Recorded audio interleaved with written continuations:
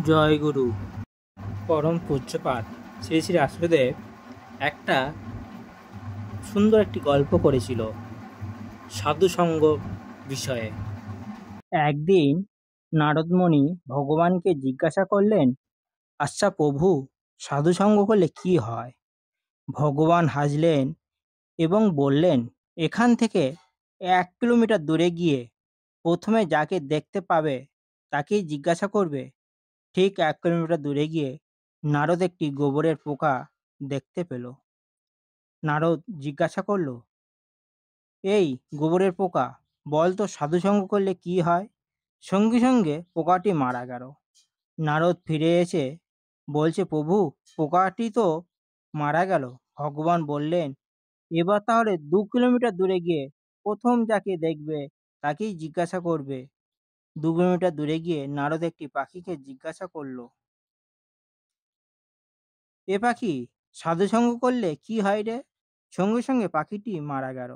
নারদ এবার ফিরে এসে বলছে, প্রভু, এই তোমার সাধুসঙ্গ যাকে জিজ্ঞাসা করছি সেই মারা যাচ্ছে। না না, আমি আর যাব না। ভগবান বললেন, এবার তুমি 4 কিলোমিটার দূরে গিয়ে জিজ্ঞাসা করবে। এবার নারদ দূরে এসে একটি গাভী বাছুরকে দেখে জিজ্ঞাসা করলেন, এ বাছুর, সাধুসঙ্গ করলে কি হয় রে? সঙ্গে সঙ্গে বাছুরটিও মারা গেল।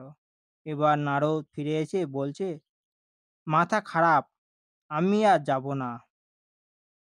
ভগবান বলছে, এই শেষবারের জন্য যেতে হবে তোমার।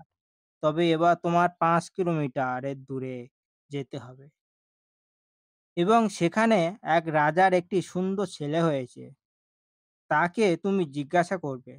নারদ বলছে, বেঁচে ফিরবো তো প্রভু? প্রভু বললেন, রাখে হরি মারে কে?